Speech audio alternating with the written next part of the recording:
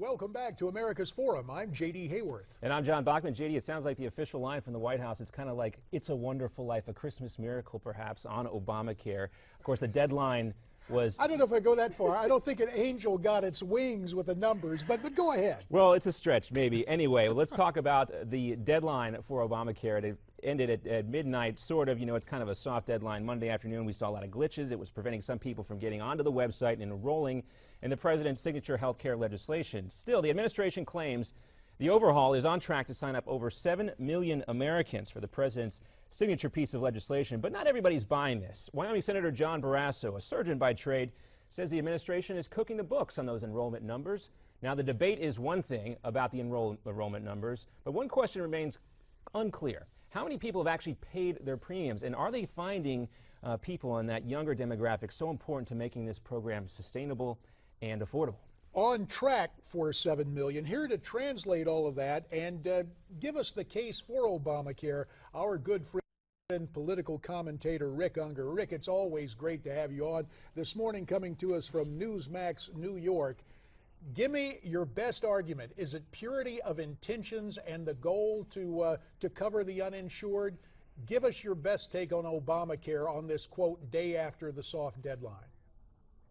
Well, it's always been about covering the uninsured. I think what's fascinating, look, JD, I'm going to do something that Senator Barrasso couldn't bring himself to do. I'm going to remain consistent. I have never put a lot into this magic 7 million number. All it was a CBO estimate. And yet, when it looked like it wasn't going to be possible to reach it, Barrasso was telling us all it was critically important. Now, all of a sudden, it's not so important. White House is cooking the books. Do you know whose books I stay in touch with every single day and have for the past year? The insurance companies. That's where the information comes from. Forget the White House, forget the senators, forget everybody. Go to the insurance companies, and guess what?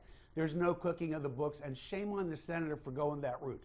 Look, the good news in this number is that it means when you add in the 7 million, and my sources tell me it's going to be a big hoopla later because apparently it got past that number. We'll see.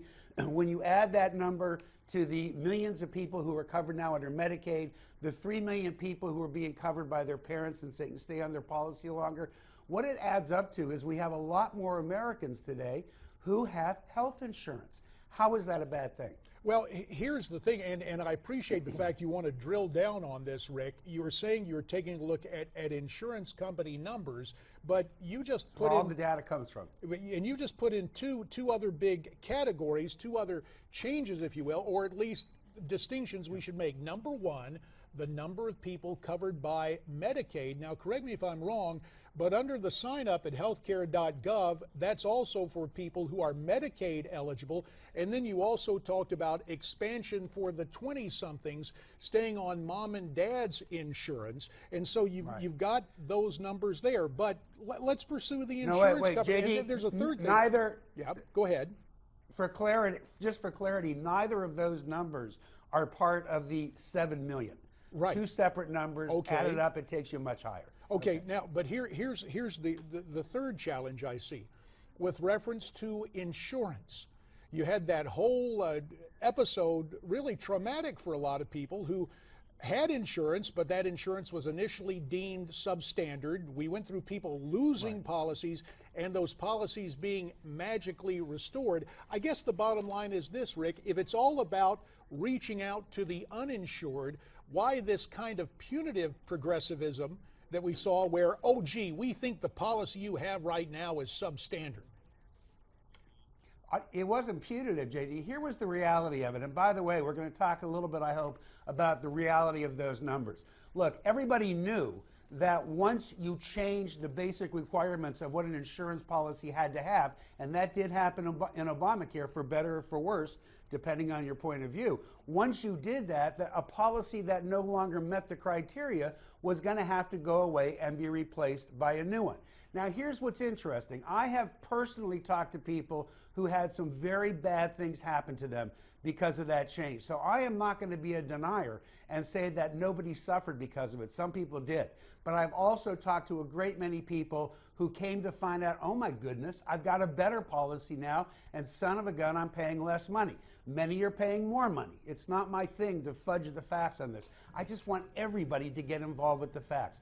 The reality is, if you look at the actual numbers over years in the individual insurance market, and that's what we're talking about, traditionally you have a rollover of roughly 17.5% of people every single year. When you go in and buy an individual policy, you know pretty well that you're either going to get a job in that year and go on that policy, or they're going to drop you. This is why we knew that the Obama statement that if you like your insurance, you can keep it wasn't true. Because if you know individual insurance, you know it's the Wild West.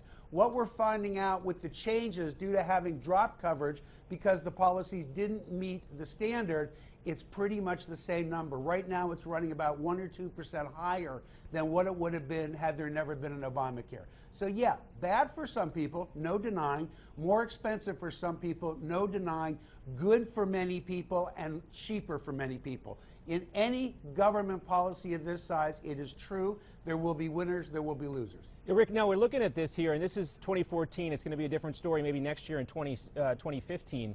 You know, some insurance companies this year offered sort of teaser rates, if you will, to get people to sign up when there's been all this turnover and people changing insurance plans. But do we know yet if there are enough people, if we believe the 7 million number, are there enough people now in this insurance pool that folks are going to keep those kind of teaser rates, if you will? Those rates aren't going to rise when... That's a good question.